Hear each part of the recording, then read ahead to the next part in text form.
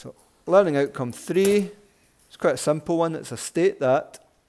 It says state that all forces are measured in units of newtons. So what that means is when you write down a number, so that when you were making your measurements there, if it was 5, it's 5 newtons. Okay? That's what we agree the units of forces are going to be.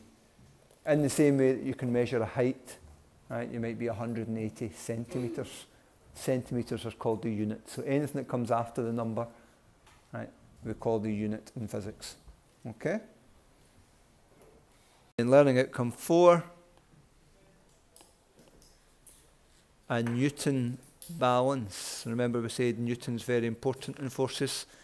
So both the unit and the device, the instrument you use to measure them, are both named after Sir Isaac Newton.